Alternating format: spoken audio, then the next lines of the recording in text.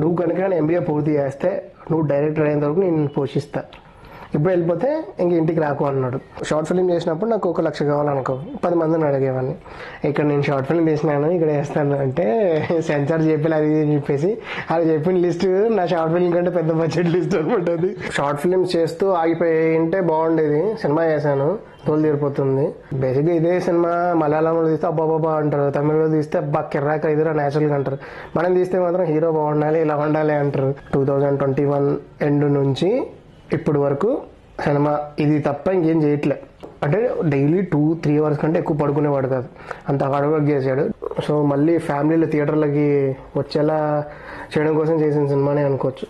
కొత్తలని ఎక్కువ ఆలోచించకండి, ఒక టికెట్ పై 3-4 సినిమాలు చూపిస్తా.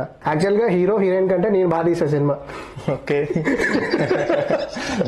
Welcome to cinema Mithai. నేను మీ యశ్వంత్. నమస్తే. ఈరోజు మనం ఇంటర్వ్యూ చేసేది ఒక డిపెండెంట్ డైరెక్టర్తో. ఆయన సీతారాం చిత్రాలు అనే మూవీతో ఈ మంత్ ఆగస్ట్ 13 మన ముందుకు రాబోతున్నాడు. శశిధర్ గారు నమస్తే. ఫస్ట్ ఆఫ్ ఆల్ మాకు ఈ ఆపర్చునిటీ ఇచ్చినందుకు చాలా థ్యాంక్స్ అండి. మీ ప్రీషియస్ టైంని మాకు కేటాయించారు, ఎందుకంటే 10 days ఉంది ఈ ఫిలింకి. Thank you so much. యాక్చువల్గా ఏమంటుంది, నేనే మీకు థ్యాంక్స్ చెప్పాలి. మీరు చాలా పేషెన్స్గా వెయిట్ చేసి ఇంటర్వ్యూ తీసుకుంటున్నందుకు. అండ్ ఇంకోటి ఇది నా ఫస్ట్ ఇంటర్వ్యూ కాబట్టి ఎలా వస్తుందో భయం వేస్తాను.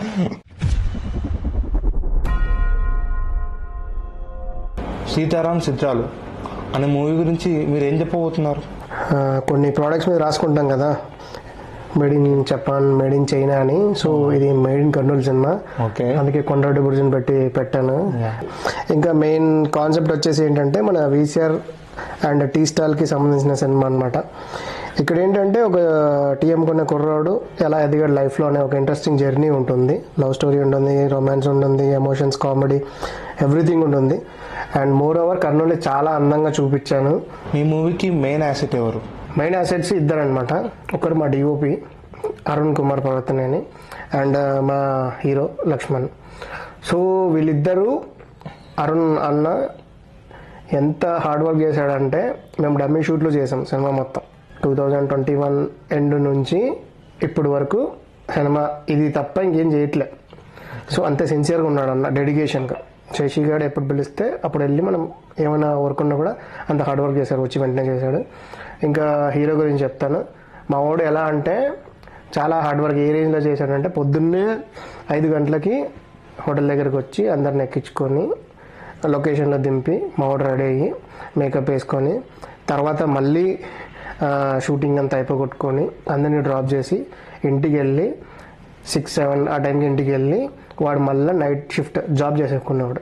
నైట్ 9 నుంచి సంథింగ్ 3 ఆ టైం వరకు. అంటే డైలీ 2-3 అవర్స్ కంటే ఎక్కువ పడుకునేవాడు కాదు, అంత హార్డ్ వర్క్ చేశాడు. కానీ ఏ రోజు కూడా అంత హార్డ్ వర్క్ ఆ స్ట్రెస్ని కెమెరాలో చూపించలేదు మనోడు.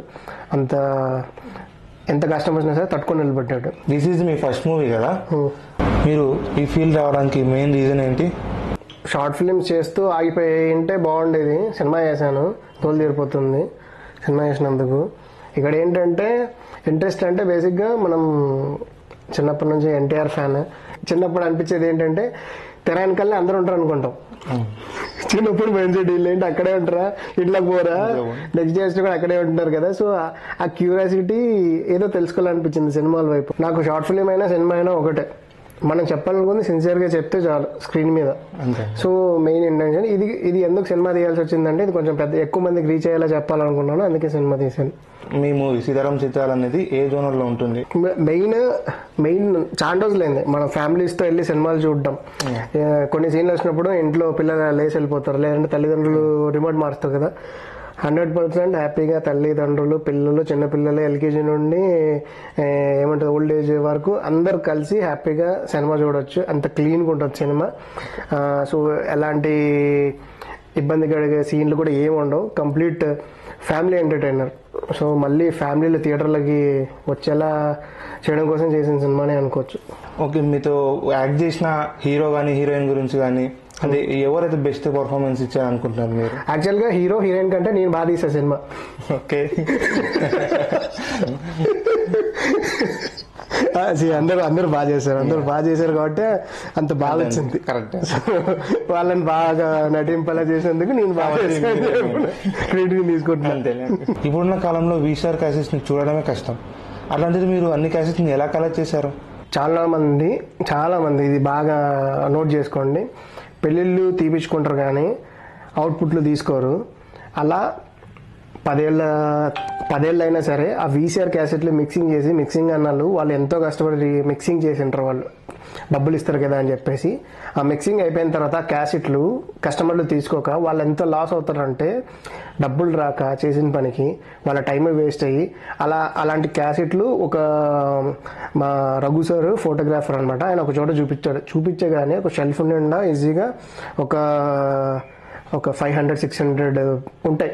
అంటే మన పెళ్ళేమో చాలా గ్రాండ్గా చేసుకుంటాం, కనీసం ఫుటేజ్ చూసుకునేంత టైం కూడా ఉండదు అనమాట.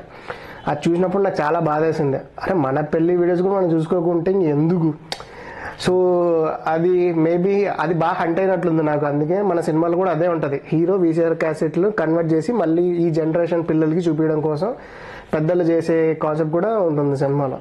సో అది వర్కౌట్ అవుద్ది. సో అందరూ వీసీఆర్ క్యాసెట్లు మళ్ళీ ఫోన్లు చేసి తెప్పించుకుంటారేమో, తెచ్చేయండి చూస్తామని. డైరెక్టర్ మారుతి గారితో మీ టీజర్ రిలీజ్ చేశారు. సార్ ఎలాంటి కాంప్లిమెంట్ ఇచ్చారు మీ టీజర్ చూసి? యాక్చువల్గా మారుతి సార్ గురించి చెప్పాలంటే పవన్ అనే ఫ్రెండ్ వల్ల ఆయన దగ్గరికి వెళ్ళామన్నమాట. సో మారుతి సార్ ఒక రకంగా ఇన్స్పిరేషన్ అనమాట మనలాంటి అప్కమింగ్ కుర్రోళ్ళకి. ఎలా అంటే ఈ రోజుల్లో అని చెప్పేసి ఒక సినిమా చేశారు సార్, 5D కెమెరా పెట్టేసి, ఒక సెన్సేషన్ ఆ టైంలో.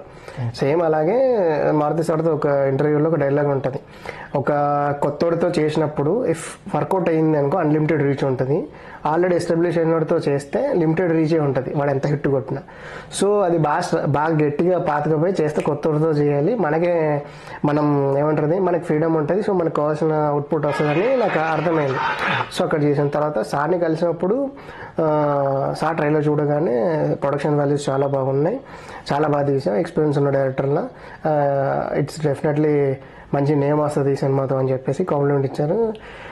చిన్న ధైర్యం అనమాట, అంటే ఒక పెద్ద డైరెక్టర్ కదా మనకి హ్యాపీనెస్, చాలా హ్యాపీ ఫీల్ అయ్యాను ఆ రోజు. అంటే మన వర్క్ ఒక చిన్న రికగ్నిషన్ వస్తే చాలు. ఈ మూవీ 4 సాంగ్స్లో మీ ఫేవరెట్ సాంగ్ ఏంటి? నాకు ఛాయ్ అంటే బాగా ఇష్టం అబ్బా. అందరు లవ్ సాంగ్ అనుకుంటారు కానీ నాకు ఛాయ్ అంటే బాగా ఇష్టం కాబట్టి నేను ఫస్ట్ సినిమా ఛాయ్ మీద చేశాను. అందుకే ఛాయ్ సాంగ్ కూడా ఉంటుంది.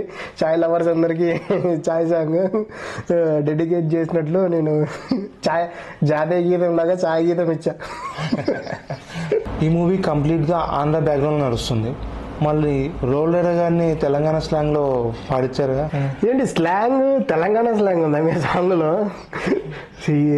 అది ఛాయ్ సాంగ్ అనమాట. సో దానికి ఛాయ్ తాగే వాళ్ళు తెలంగాణలో తాగుతారు, రాయలసీమలో తాగుతారు, ఆంధ్రలో తాగుతారు, అది ఛాయ్ సాంగ్ అంతే.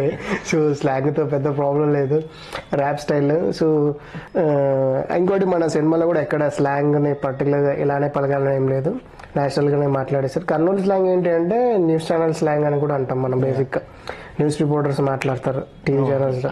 సో మన స్లాంగ్ అందరికీ సెట్ అయ్యే స్లాంగ్ అనమాట. సో అంతే, పెద్ద రీజన్ ఏం లేదు. ఈ మూవీలో జిత్తు మాస్టర్ 2 సాంగ్స్కి కొరియోగ్రాఫింగ్ చేశాడు.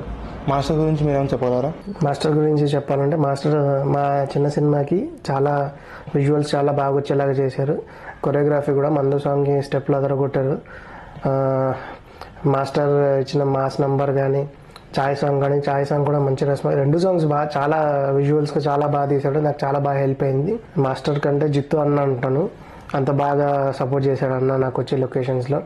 మెయిన్ అన్న మాలా చిన్న సినిమాలకు కూడా చేయడం కూడా ఒక మంచి ప్లస్ పాయింట్ అనమాట. సో చిన్న సినిమా అని కాదు కానీ సాంగ్స్ అన్న చేయడం వల్ల చాలా బూస్ట్ వచ్చింది విజువల్స్గా. నేను అనుకున్న దానికంటే ది బెస్ట్ అన్న ఇచ్చాడు నాకు వర్క్. టీజర్ చూస్తుంటే విజువల్స్ చాలా హైగా ఉన్నాయి. మీ మూవీకి ఎంత ఖర్చు పెట్టారు? నేను అనుకుంది ఇంత అయింది. ఓకే, అది నంబర్ చెప్పలేను, రిలీజ్ అయినాక చెప్తానులే. ఎన్ని డేస్ అంటే యాక్చువల్గా ఓవరాల్గా ఒక 90 days దాకా చేసాము. మెయిన్ షూటింగ్ అంతా 40-50 daysలో అయిపోయింది. చిన్న చిన్న ప్యాచ్ వర్క్స్ ఏమైనా ఉంటే అవి రెస్ట్ ఆఫ్ ద డేస్ చేసుకుంటూ వెళ్ళాము. ఇక్కడ ఏంటంటే ఎక్కడ కాంప్రమైజ్ కాలేదనమాట. ఇప్పుడు హీరో కొన్ని నిలబడి ఉంటాడు, సన్సెట్ షాట్ తీయాలి అన్నప్పుడు నేను అదంతా ఒకరోజు తీసాను.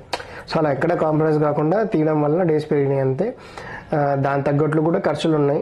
మరి ఆ ఒక్కరోజు కోసం నేను పెద్ద సెటప్ ఏం పెట్టలేదు. సో ఆ షార్ట్ తీయడానికి ఏ లెన్స్ ఉంటే చాలు, ఎవరు ఉంటే చాలు, అదే ఆ ప్లాన్ చేసుకొని చేశాను అనమాట. ఇంకా బడ్జెట్ అనేది మన చేతిలో లేదు. వన్ ఫైన్ డే ఒకటి అనుకుంటే ఒకటి జరుగుతుంటుంది కాబట్టి మనం ప్రయత్నం మాత్రమే చేయగలం. ఏ రోజు ఏం జరుగుతుందో ఎవరికి తెలియదు. ఆడియన్స్ చేతిలో ఉంటుంది. ఆడియన్స్ కూడా కాదు, ప్రొడ్యూసర్ చేతిలో ఉంటుంది. మీరు ఒక డెప్యూటెంట్ డైరెక్టర్, మీరు ఒక కొత్త హీరోని, కొత్త ప్రొడ్యూసర్ని ఇంట్రడ్యూస్ చేశారు. మీ రెస్పాన్సిబిలిటీస్ ఏంటి? ప్రొడ్యూసర్స్ కొత్త వాళ్ళు అంటే నేను బేసిక్గా షార్ట్ ఫిల్మ్స్ చేసేటప్పుడు కూడా నేను క్రౌడ్ ఫండింగ్లోనే చేసేవాడిని. షార్ట్ ఫిల్మ్స్ కూడా ఫ్రెండ్స్ సపోర్ట్ కానీ, తర్వాత ఇన్వెస్ట్మెంట్ కూడా. ఇప్పుడు షార్ట్ ఫిల్మ్ చేసినప్పుడు నాకు 1 లక్ష కావాలనుకో 10 మందిని అడిగేవాడిని. సో ఇప్పుడు సినిమా తీసినప్పుడు కూడా సేమ్ అలాగే నాకు డబ్బులు వీళ్ళు ఇచ్చేవాళ్ళు, నేను లొకేషన్స్ని క్రౌడ్ ఫండింగ్ లాగా ఇప్పించుకున్నాను అనమాట. సో ఇప్పుడు నాకు ఆఫీస్ లొకేషన్ కావాలనుకో నేను వెళ్ళి వాళ్ళని అడుగుతాను. సో ఆ రకంగా కూడా వాళ్ళు కాంట్రిబ్యూట్ చేస్తూ సో క్రౌడ్ ఫండింగ్ లాగానే చేసాము. ఇది ఈ బర్డెన్ అంతా నా మీద పడింది. ఇంకా యాక్టర్స్ అంటే కొత్త వాళ్ళతో చేస్తే ప్లస్ పాయింట్ ఏంటంటే మన దగ్గర టైం బాగా ఉంటుంది.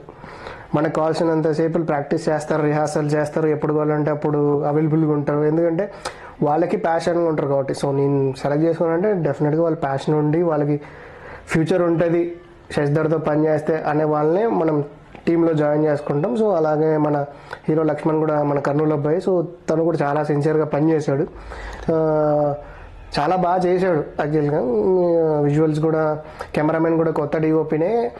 మేము షార్ట్ ఫిల్మ్ చేసాం రైతన్నని. సో అందరం కలిసి ఒక స్టెప్ వేద్దాం, ఇంకా ఎట్లయితే చూసుకుందాం అని చెప్పేసి నానిలాగా దిగాము. ఇంకా సో యాక్చువల్గా సినిమా బేసిక్గా షార్ట్ ఫిల్మ్స్ కొత్త వాళ్ళతో చేయడం హ్యాపీనే, కానీ ఎప్పుడైతే మనం అందరినీ కొత్త వాళ్ళని పెట్టుకుని సినిమా చేస్తున్నాం అనుకో, సో ఇక్కడ మెయిన్ డైరెక్టర్ మీద చాలా బర్డన్ పడుతుంది. సో ఎవ్రీథింగ్, సో నా ప్రొడ్యూసర్స్ కానీ నా హీరోస్ కానీ, సో నాకు కూడా ఎలాంటి బ్యాక్గ్రౌండ్ లేదు, ఐఎమ్ ఫ్రమ్ జీరో, నాకు ఇండస్ట్రీలో ఎవరు తెలియదు. సో ఏ ధైర్యంతో సినిమా చేసావు అని అడిగితే మాకు తెలిసింది ఏంటంటే సినిమా చేయడం అంతే. సో ఫస్ట్ సినిమా చేద్దాం, తర్వాత చూసుకుందాం ఏమవుతుంది అని చెప్పేసి తీసాము. మంచిగా జరిగింది, మంచిగానే అవుట్పుట్ వచ్చింది. సో మేమందరం రైతన్న ఒక షార్ట్ ఫిల్మ్ వేసి అక్కడ నుండి అందరం సేమ్ టీం సినిమా చేసాం అంతే. మ్యూజిక్ డైరెక్టర్ వచ్చేసి రుద్రకిరణ్ అని చెప్పేసి ఆ అబ్బాయి ఒక సాంగ్ చేశాడు నాతో. సో ఆ అబ్బాయికి చెప్పారనమాట, నువ్వు సాంగ్ చాలా బాగా చేసావు, నేను ఒకవేళ సినిమా తీస్తే నీకే ఇస్తాను అని. సో మనం కూడా చాలా సిన్సియర్గా పనిచేస్తాం. డెబ్యూటెన్స్ దగ్గర ఏంటంటే ఒక సిన్సియారిటీ ఉంటుంది, ప్రూవ్ చేసుకోవడానికి ఒక్క ఛాన్స్ వస్తే చాలరా బాబు అని. నేను కూడా అంతే ప్రూవ్ చేసుకోవాలి అలాగేని అన్నప్పుడు ఎంత సిన్సియర్గా అయితే నేను పనిచేస్తాను. సో మా టీం కూడా అంతే సిన్సియర్గా పనిచేశారు కాబట్టి నాకున్న బడ్జెట్లో ది బెస్ట్ అవుట్పుట్ ఇచ్చారు. సో నా టీంకి చాలా థ్యాంక్స్. మామూలుగా అందరు డైరెక్టర్స్ హైదరాబాద్లో తీస్తారు, కానీ మీరు కర్నూలులో ఎందుకు? అండ్ అట్లనే కొత్త యాక్టర్స్ని మీరు అందరిని ఇంట్రడ్యూస్ చేశారు. ఇప్పుడు బాహుబలి సినిమా హైదరాబాద్లో తీశారు, కానీ ఒళ్ళు మొత్తం రిలీజ్ అయింది. టెక్నాలజీ అనేది వచ్చేసింది. ఇంకా ఎడిటింగ్ ఒకప్పుడు చేయాలంటే ల్యాబ్లో చేసేవాళ్ళం, తర్వాత ల్యాప్టాప్లో వచ్చేసినాయి, సిస్టంలో వచ్చేసి ఇప్పుడు ఫోన్లలో చేస్తున్నారు. సో ప్లేస్ లొకేషన్ అనేది ఇక్కడే చేయాలి అక్కడే చేయాలని అంటూ ఏమీ లేదు. మన కథకి ఇది సరిపోద్ది, ఇక్కడ చేస్తే సరిపోద్ది అన్నప్పుడు ఇక్కడే చేసేయచ్చు. ఒకవేళ నేను వైజాగ్ స్టోరీ రాసుకున్నాను అనుకో, అప్పుడు వైజాగ్ వెళ్ళి చేస్తాను. హైదరాబాద్ స్టోరీ హైదరాబాద్. సో నేను రాసింది కర్నూలు స్టోరీ. కర్నూలు చుట్టుపక్కల ఉండే కుర్రాడు టీ అమ్ముకుంటుంటాడు, వాడు సిటీకి వచ్చి బతుకుతాడు కర్నూలుకి వచ్చి. సో దీన్ని ఎంత అందంగా చూపించు అని చెప్పి చిన్నప్పటి నుంచి చూశాను కాబట్టి అందంగా చూపించాలని స్ట్రాంగ్గా డిసైడ్ అయిపోయి ఇక్కడే తీయాలని ఫిక్స్ అయిపోయి మైండ్లో. సో ఇక్కడే కథ రాసి ఇక్కడే తీసామన్నమాట. అంతే. ఇంకా ఇప్పుడు హైదరాబాద్లో పోయి తీయాలి, వైజాగ్లో పోయి తీయాలి అని ఏం లేదు. సో మన కథకి ఈ లొకేషన్ సరిపోద్ది అనుకుంటే అక్కడ తీసేసుకుంటూ వెళ్ళిపోవడమే. ఇంకొకటి ఏంటంటే మనకు కావాల్సినంత ఫ్రీడమ్ ఉంటుంది మన ఊర్లో అయినప్పుడు. మన వాళ్ళు ఎవరు డిస్టర్బ్ చేయరు, అన్న నెక్స్ట్ చేసుకుంటా అన్న కూడా చేసుకోమంటారు కాబట్టి ఆధారంతోనే చేస్తాం. మేబీ అదే రీజన్, అది కూడా ఒక రీజన్ ఏమో, శశిధర్కి ఫ్రీడమ్ ఉంటుంది కర్నూలు అయితే చేసినట్టు అనుకుంటా. మూవీ తీసేటప్పుడు మీకు ఏ పార్ట్ తీయడం మోస్ట్ ఛాలెంజింగ్ అనిపించింది? నేను వెడ్డింగ్ కార్డ్స్ సీన్ ఉంటుంది సినిమాలో. అది ఏంటంటే కర్నూలు నుంచి ఒక 50 కిలోమీటర్స్ వెళ్ళి డిఫరెంట్ ఇండ్లలో కార్డ్స్ పంచాను అనమాట. అది ఒక 1.5 డే షూట్ చేశాను. సినిమాలో కొడితే 30 సెకండ్స్ ఉంటుంది అంతే. అనమాట. జనరల్గా ఆర్ట్ డిపార్ట్మెంట్ గురించి వస్తే హైదరాబాద్లో అన్ని ఆర్టిఫిషియల్ సెట్స్ ఉంటాయి, బట్ కర్నూలులో మీరు ఎలా మేనేజ్ చేశారు? సింపుల్గా చెప్పాలంటే న్యాచురల్ ఫిల్మ్ ఉంది. సో లొకేషన్స్ ఎంత లైవ్లీగా ఉంటే అంత బాగుంటుంది, అంత రియాలిటీకి దగ్గరలో ఉంటాం అనమాట. అంటే క్రియేట్ చేశాను. ఉన్న దాంట్లో నా వీరబాబు అని ఒక ఆర్ట్ డైరెక్టర్, బేసిక్గా అబ్బాయి కూడా డైరెక్టరే. మన సినిమా కోసం అందరు తయారయ్యారు, అందరు కొత్తలు తయారైపోయారు, ఎలాగైనా సరే మనం కొట్టాలి అని. తర్వాత ఏంటంటే మందు సాంగ్ అయితే మాడి తోటలో కొంచెం బాగా సెట్ లాగా వేసాం, లైటింగ్ గీటింగ్స్ పెట్టి గట్టిగా. చాయ్ సాంగ్ కొండారెడ్డి గుర్జు ముందర చేసాం. లవ్ సాంగ్ మాంటేజెస్ కాబట్టి బీ క్యాంపు సి క్యాంపు తర్వాత మాల్స్లో ఇట్లా చేసేసాము. విలన్ సాంగ్ కూడా కల్లూరులో కొంచెం ఆ ఎన్విరాన్మెంట్, ఫ్యాక్టరీస్ ఎన్విరాన్మెంట్ చూడడం కోసం అక్కడ చేసాం అనమాట.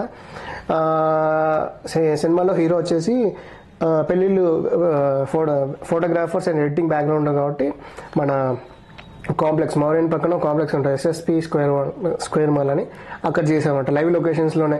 ఇంకా నేను ప్రతిదీ పెట్టుకోవాల్సిన అవసరం లేదు, ఫ్రేమ్ పెట్టగానే ఇక్కడ ఫోటోషాప్ కనిపిస్తుంటది. ఆల్మోస్ట్ 90% మీరు లైవ్ లొకేషన్ అంతే న్యాచురల్ లొకేషన్స్ అని తీసేశారు. 90 కాదు 100% తీసేశారు. 100% ఇక్కడ తీసే చెప్తున్నాయి కదా, మేడ్ ఇన్ కర్నూలు సినిమా అని. ఓకే.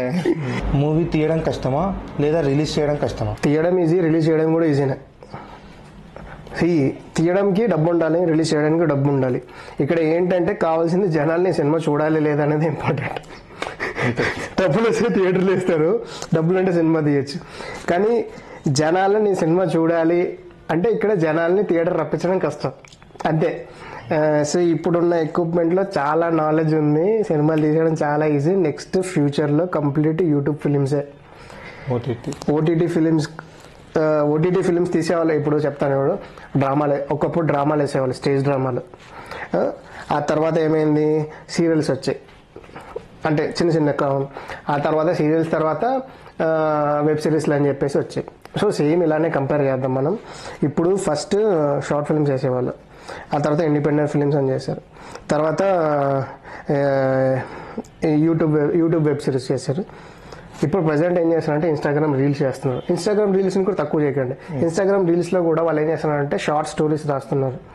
అంటే 10 minutes కంటెంట్, అంటే 3 minutesలో చెప్పే ఇన్ఫర్మేషన్ని కూడా వాడు 1 minute ఫిట్ చేస్తున్నాడు. సో ఏంటంటే ఇప్పుడు థియేటర్స్, ఓటీటీస్, యూట్యూబ్స్ ఇవన్నిటిని ఇన్స్టాగ్రామ్ డామినేట్ చేస్తుంది. ఇక్కడ ఏంటంటే ఈ 4 దాటి థియేటర్కి రావడం కష్టం అంతే. ఇఫ్ మనం థియేటర్కి జనాలు రప్పించడం అంటే సినిమా తీయడం ఈజీనే, తర్వాత రిలీజ్ చేయడం ఈజీనే. జనాలకి మన సినిమా ఉందని తెలిసేలా చేయడమే కష్టం. తెలిసేలా చేసిన తర్వాత వాళ్ళు వస్తారని కూడా తెలియదు. అది. సో తొందరపడి సినిమా చేయకండి అమ్మా. మీరు ఈ ఫీల్డ్ రావడానికి మోస్ట్ సపోర్టింగ్ పర్సన్ ఎవరు? బేసిక్గా మా నాన్న గురించి చెప్తాను. సినిమాలు చూస్తే పిల్లల్ని తిడతారు, మా నాన్న సినిమాలు ఏమంటాడు. సో అంత సపోర్ట్ మా నాన్న. నేను యాక్చువల్గా సినిమా ఫీల్డ్లోకి వెళ్తా అన్నప్పుడు 2013లో మా నాన్న ఏం చేశాడు, నేను ఇలా వెళ్ళిపోతాను నేను అంటే మా నాన్న ఒక మాట ఇచ్చాడు నాకు. సరే నువ్వు నా మాటని MBA పూర్తి చేసావనుకో, నువ్వు డైరెక్టర్ అయ్యేంత వరకు మా సినిమాల్లోకి వెళ్తా అని 2013లో చెప్పినప్పుడు మా నాన్నకి, నువ్వు కనుక MBA పూర్తి చేస్తే నువ్వు డైరెక్టర్ అయ్యేంత వరకు నేను పోషిస్తా, ఇప్పుడు వెళ్ళిపోతే ఇంక ఇంటికి రాకు అన్నాడు. సరే ఇంకా ఎందుకు ఒక 4 years ఆగుదాంలే అని చెప్పేసి MBA పూర్తి చేసిన తర్వాత ఈ ప్రాసెస్లోనే షార్ట్ ఫిల్మ్స్ చేస్తూ నేను ప్రూవ్ చేసుకుంటూ వస్తున్నాను అనమాట. సో కంప్లీట్ మా నాన్నకే క్రెడిట్ అంతా, మా పేరెంట్స్కే. ఆ తర్వాత నా ప్రొడ్యూసర్స్, ఎందుకంటే నా ఫస్ట్ సినిమాకి ప్రొడ్యూసర్స్ మా శేఖర్ అన్న, తర్వాత మా పార్థ్ అంకుల్. సో వాళ్ళ ముగ్గురు ఉండడం వల్ల నేను సినిమా తీశాను. అండ్ వితౌట్ మనీ కాకుండా నా టెక్నికల్ టీం కూడా ఒక రకంగా చెప్పాలంటే చాలా తక్కువ బడ్జెట్లో చేస్తూ వెళ్ళారు. మా వెంకట్ కూడా నేను అడిగిన వెంటనే చాలా హెల్ప్ చేశాడు, కానీ నేను ఏం చెప్పాలో అర్థం కాలేదు.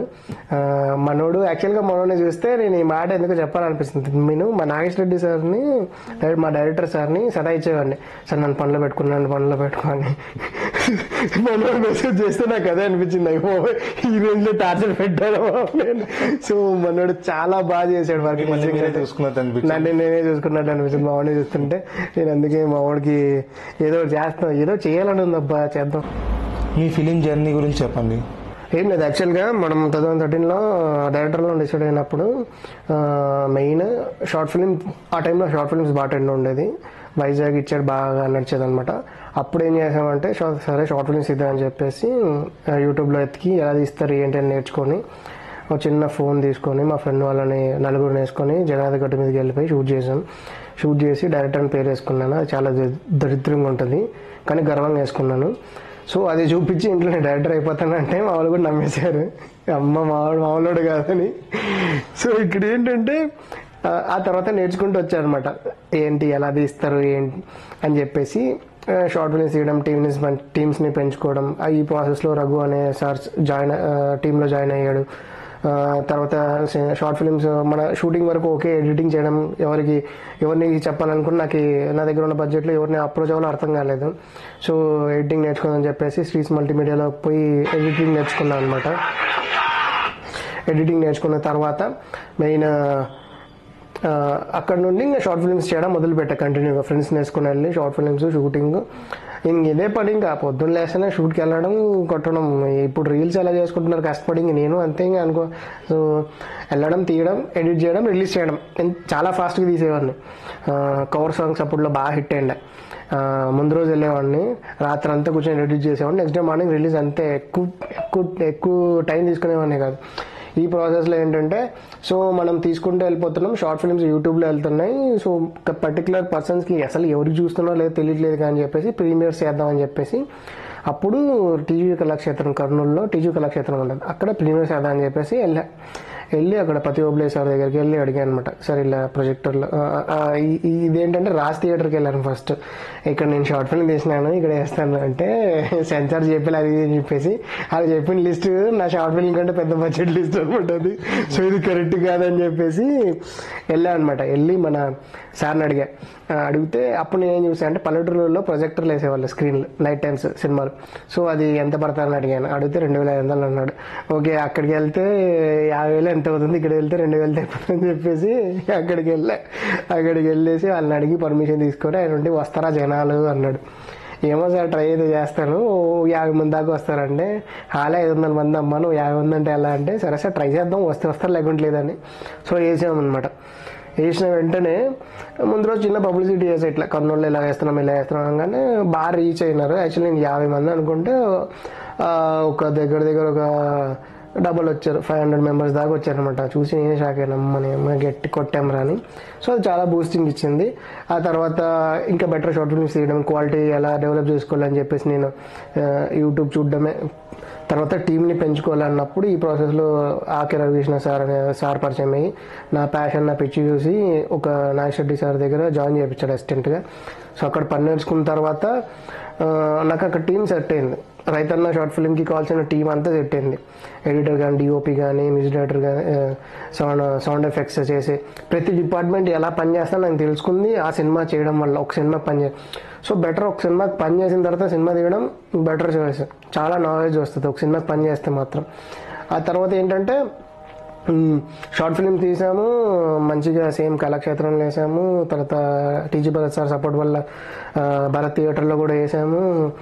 సో ఎప్పుడు ఒక చిన్న డ్రీమ్ పూర్తయిపోయింది. ఇంకా పెద్దగా ఏముంది డ్రీమ్, ఇంకా థియేటర్లో పేరు పడింది, ఇంకా అంతకు మించి ఇంకేముంటుంది లైఫ్లో సాయం టైంలో. సరే ఫ్రెండ్స్ అందరం కలిసి ఇంకొక స్టెప్ వేద్దాం, ఎట్టయితే అట్టగా చూసుకుందాం అని చెప్పేసి సినిమా తీద్దామని చెప్పేసి సేమ్ టీంతో కోఆర్డినేట్ అయ్యి నా దగ్గర ఉన్న బడ్జెట్లో ఏం చేయగలమని చెప్పేసి చేసాము. అండ్ ఎలా తీసామో ఏంటి అనేది కూడా నేను హౌ వి డిడ్ ఇట్ అని చెప్పేసి కొన్ని ఎపిసోడ్స్ చేశాను. కమింగ్ డేస్లో రిలీజ్ అవుతూ వెళ్తుంది అనమాట. డైలీ ఒకటి షూట్ ఎలా చేసాం, లొకేషన్స్ ఎలా స్కోర్ చేసాం. అండ్ ఇట్ డెఫినెట్గా అప్కమింగ్ కుర్రాళ్ళకి మాత్రం చాలా మంచి చిన్న ఏమంటారు 1% నా వల్ల కూడా వాళ్ళకి హెల్ప్ అవ్వచ్చు. సినిమా ఎలా తీయొచ్చు, ఏంటి, ఎలా టెక్నికల్గా ఎలా చేసుకోవచ్చు అనేది కూడా, కాంటాక్ట్స్ కూడా ఎలా అప్రోచ్ అవ్వచ్చు. సో ఎవ్రీథింగ్ అనమాట అందులో దొరికేస్తుంది. సో వాళ్ళ పేరు, వాళ్ళ ఇన్స్టా ఐడీస్ అన్నీ ఉంటాయి కాబట్టి వాళ్ళని అప్రోచ్ అవ్వడం ఈజీ అనమాట. బేసిక్గా అయితే ఒక మిక్సింగ్ ఇంజిన్ ఉంటుంది, సౌండ్ మిక్సింగ్. ఇతను ఎలా అప్రోచ్ అవ్వాలో ఎవరికి తెలియదు. సో నేను అది ఇచ్చేస్తున్నా. సో పలానా వ్యక్తి చేశాడు అనే ఈజీ కాంటాక్ట్ ఇచ్చేస్తున్నాను అనమాట. సో దానివల్ల అప్కమింగ్ షార్ట్ ఫిల్మ్ మేకర్స్ కానీ, ఫిలిం మేకర్స్కి కానీ, కొత్తగా సినిమాలు తీయాలనుకున్నాను టెక్నికల్ టీం, చాలా బలమైన టెక్నికల్ టీం అనమాట. సో వాళ్ళని ప్రమోట్ చేయడమే ఏమంటుంది నా బాధ్యతలు తీసుకొని నేను వీడియోస్ తీసాను అనమాట. సో కమింగ్ డేస్లో మీకు క్లారిటీగా సినిమా ఎలా తీశాను అనేది మొత్తం దాంట్లో ఉంటుంది. జనరల్గా నెగిటివ్ కామెంట్స్ నుంచి మీరు ఏమైనా ఇన్స్పైర్ అయ్యారా? మనం కొత్తలతో తీస్తున్నప్పుడు సింపుల్ చెప్తున్నా, ఆడియో సాంగ్సే ఉంటాయి. కొత్త మ్యూజిక్ డైరెక్టర్ చాలా ప్లాట్ఫామ్స్ చుట్టూ తిరిగినప్పుడు వాళ్ళు ఏం చెప్పారు కానీ పక్కన వాళ్ళు అంటారు అనమాట, కొత్తల్లో ఎవరు తీసుకుంటారని. నువ్వు ట్రై చేస్తే ఏదన్నా అవుద్ది. నాకు ఒక మంచి ప్లాట్ఫామ్ వచ్చింది అంటే ట్రై చేయకుండా ఏది రాదు. కొంచెం టైం పట్టవచ్చు, బట్ డెఫినెట్గా మనం అనుకుంది సాధిస్తాం. ఈ ప్రాసెస్లో ఎవడన్నా నేను తక్కువ చేసి మాట్లాడుతున్నా అస్సలు పట్టించుకోవద్దు. ఎందుకంటే నువ్వు ఓడిపోతే వాడు ఓడిపోయాడు రా అంటాడు, గెలిచాడు అనుకో నేను చెప్పంటా నువ్వు గెలుస్తావు అని అంటాడు. సో వాడు ఏదో ఒకటి అంటేనే అంటాడు. బేసిక్గా మన దగ్గర ఒక లైన్ ఉంటుంది ఎప్పుడు, పొగడామని పొంగిపోకు, తిట్టామని కుంగిపోకు, నీకు నచ్చిన పని చేసుకుంటూ వెళ్ళిపో అని. సో నేను అదే నమ్ముతాను. ఎవడు తిట్టినా ఎవడు పొగిడినా ఎవరు ఏమన్నా పట్టించుకోను, నేను చేయాలనుకుంది చేస్తాను. సో ఆ ప్రాసెస్లోనే సీతారాం చిత్రాలు కూడా చేశాను. కొత్త హీరో ఏంటి, కొత్త వాళ్ళు ఏంటి అన్న కూడా నేను పట్టించుకోలేదు. ఎందుకంటే ఇక్కడ నేను నమ్మాను. అక్కడ మీకు ఆ హీరో కనిపిస్తున్నాడు, కానీ నాకు అక్కడ టీ అమ్ముకున్న కుర్రోడు ఎలా ఉన్నాడో అన్నాడు నాకు చాలు. నాకు ఈ పెద్ద అందగాడు అవసరం లేదు, నాకు నార్మల్ కుర్రోడు చాలు. సో ఇక్కడ ఏంటంటే అందగాడే ఉండాలి అనేది ఏం రూల్ లేదు. సో మనం బేసిక్గా ఇదే సినిమా మలయాళంలో తీస్తే అబ్బాబాబా అంటారు, తమిళ్లో తీస్తే అబ్బా కిర్రాక ఇదిరా న్యాచురల్గా అంటారు. మనం తీస్తే మాత్రం హీరో బాగుండాలి ఇలా ఉండాలి అంటారు. అది కరెక్ట్ కాదు. సో రోజులు మారాయి, డెఫినెట్గా అందరు మారుతారు. యాక్టింగ్ని చూడండి, ఆడు బాగా చేశాడు లేదో చూడండి, అంతవరకే తప్ప అందంగా ఉండాలి ఇవల్ల పట్టించుకోను. నా క్యారెక్టర్కి సూట్ అయ్యాలి లేడు అనేది నేను చూశాను.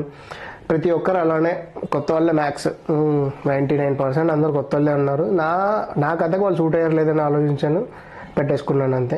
నెగిటివ్ అంటే ఇంక అదే అబ్బా అనేవాడు అంటూ ఉంటాడు, ఇంకా కొండ ఏదేమంటారు కదా, కుక్కను మురిగితే కొండకు చేట అన్నట్లు మురుగుతాడు. మనం సినిమా తీస్తున్నాం, వాడు ఏం చేస్తాడు, షార్ట్ ఫిల్మ్ కూడా చేయలేడు వాడు అంటాడు. తర్వాత డబ్బులు ఇవ్వడు, ఏం పెట్టాడు వాడు, కనీసం సినిమా టికెట్ కొన్నాడు, ఏదో యూట్యూబ్లో రివ్యూ చేసి సినిమా కూడా పోడు. అట్లాంటి వాళ్ళ గురించి మనం పట్టించుకోకూడదు, మన పని మనం చేసుకుంటూ పోవాలి అంతే. జనరల్గా డిపెండెంట్ డైరెక్టర్లు అందరూ బిగ్ ప్రొడక్షన్ హౌస్లోనే పనిచేస్తారు, కానీ మీరు ఒక న్యూ ప్రొడక్షన్ హౌస్లో ఒక న్యూ హీరోతో కమర్షియల్ మూవీ తీస్తున్నారు, ఇది మీకు రిస్క్ అనిపించలేదా? నేను చెప్తాను, చాలా సింపుల్ ఎగ్జాంపుల్ చెప్తాను. కంటెంట్ మీద వెళ్ళినప్పుడు ఏంటంటే మనం క్వాలిటీ బాగా చేసుకోవచ్చు, కమర్షియల్ మీద వెళ్ళినప్పుడు ఏంటంటే మనం కొంచెం అటు ఇటు పడవచ్చు. ఇంకోటి మన టైం వచ్చినప్పుడు అందరూ వస్తారు. సో మన సినిమా డైలాగ్ చెప్పేస్తాను, నువ్వు గెలవనంత వరకు ఏం చెప్పినా అది చెప్తే, వన్స్ నువ్వు గెలిచాక చెత్త చెప్పినది చరిత్ర అన్నట్లు. సో మనం స్టార్టింగ్ స్టేజ్లో ఉన్నాం కాబట్టి నువ్వు ఎంత మంచి చెప్పినా కూడా మనకి ఛాన్సెస్ చాలా చాలా రేర్ పర్సంటేజ్. సో ఏంటంటే కొత్తలతో వెళ్ళినప్పుడు ఏంటంటే కంటెంట్ మంచిగా రాసుకొని, సో మనం అట్రాక్ట్ చేయగలిగితే, ఇఫ్ మనం అనుకుంది తీయగలిగితే, సో మన నెక్స్ట్ సినిమాకి బాగా హెల్ప్ అవుద్ది అనమాట, చాలా నాలెడ్జ్ సంపాదించుకోవచ్చు. సో కంటెంట్ మీదనే సినిమాలు తీసుకుంటూ వెళ్ళడమే మంచిది. ఇప్పుడు ఒక రద్దు తీశారు కదా, మనం కూడా రద్దు తీసేద్దాం సేల్ అయిపోద్ది అనేది సేఫ్ గేమ్ అనమాట. సేఫ్ గేమ్ రిస్క్ గేమ్ రెండిట్లో మించింది కంటెంట్. ఏ సినిమాకైనా కంటెంటే. మనం ఇప్పుడు లాంగ్వేజ్ బారియర్స్ వెళ్ళిపోయాయి. సో మన టైటిల్ బాగుంది, పోస్టర్ బాగుంది, సాంగ్స్ బాగున్నాయి అనుకో, కూర్చొని చూసేస్తాం అంతే. సో ఇప్పుడు థియేటర్కి పుల్ చేయాలి ఆడియన్స్ని ఒక ఫ్యాక్టర్ అయితే, ఓటీటీ ఆడియన్స్ని పుల్ చేయడం ఇంకా పెద్ద రిస్క్ ఫ్యాక్టర్. ఎందుకంటే థియేటర్లో ఒక సినిమాకి వెళ్ళడానికి వెళ్తాం, ఓటీటీ కాదు నీకు 100 సినిమాలు ఉంటాయి, ఒక్క సెకండ్ బోర్ కొడితే టక్కని కొడితే నీకు కొత్త సినిమా వస్తుంది. సో నువ్వు వాళ్ళు ఎంత ఎంగేజింగ్గా చేస్తున్నావు అనేది చాలా ఇంపార్టెంట్ అక్కడ. సో కంటెంట్ అంటే అదే ఇంకా సీతారాం చిత్రాలు కంటెంట్ ఫిల్మ్ అంతే. ఏం భయపడకండి, 2 గంటలు హ్యాపీగా నవ్వుకుంటారు. ఈ మూవీ మొత్తం మీరు ఎక్స్పెక్ట్ చేసిన అవుట్పుట్ మీకు వచ్చిందంటారా? నేను యాక్చువల్గా నేను ఎక్స్పెక్ట్ చేసిన దానికంటే చాలా బాగా తీసిన. ఓకే, నాకున్న రిసోర్స్లో నేను ది బెస్ట్ ఇచ్చేసాను. ఈ సీతారాం చిత్రాల్లో యూనిక్నెస్ ఏముంది అంటారు వేరే మూవీస్ తో కంపేర్? యాక్చువల్గా ఇది నాకంటే చూసిన వాళ్ళు చెప్పిన మాట ఏంటంటే కొత్త వాళ్ళు అనమాట. సో నాతో ఎక్కువ పర్సనల్ నేను వాళ్ళు చేసింది అంటే నీ దాంట్లో ఉన్న యూనిక్నెస్ ఏంటంటే నేచర్, అంటే న్యాచురల్గా ఉంది సినిమా అంతా. ఎక్కడ ఒక ఇది సినిమా అనే ఫీలింగ్ లాగా ఎక్కడ కనిపించకుండా యాక్టింగ్ చేయడం కానీ, లొకేషన్స్ కానీ అంత న్యాచురల్గా ఉండడం వల్ల కూడా అదే యూనిక్నెస్. లైవ్ లొకేషన్స్లో చేయడం వల్ల నాకు ఆ ఫీల్ వచ్చింది. 100% ఇది యూనిక్ పాయింట్ అంటే వీసీఆర్ కాన్సెప్ట్ పాయింట్ అని చెప్పుకుంటూ వెళ్తాం. నాకు కనిపించిన యూనిక్నెస్ ఏంటి అంటే ఇది చాలా న్యాచురల్ సినిమా, మీకు నేచర్కి చాలా దగ్గరగా ఉన్న సినిమా, అది చాలా అందంగా ఉంటుంది సినిమా. ఆఫ్టర్ రిలీజ్ తర్వాత మీరు ఆడియన్స్ నుంచి ఏం ఎక్స్పెక్ట్ చేస్తున్నారు? ఆడియన్స్ నుంచి రెస్పాన్స్ కంటే మెయిన్ నేను అనుకుంది ఏంటంటే జనాలకి ఏం సినిమాలు కావాలో అదే తీయాలనుకుంటున్నా ఫస్ట్ ఆఫ్ ఆల్. సో వాళ్ళు ఏం చూడాలనుకుంటున్నారు అదే తీస్తా. నేను ఇదే చూస్తా నువ్వు ఇదే చూడ అంటూ ఉండదు. ఎందుకంటే నాకు నచ్చే సినిమాలు వేరు. నాకు గోదావరి లాంటి సినిమా ఇష్టం, కానీ నేను తీయాలనుకున్న సినిమాలో సాంగ్లు ఉండాలి, ఫైట్లు ఉండాలి. సినిమా అంత సాఫ్ట్గా తీయలేదు.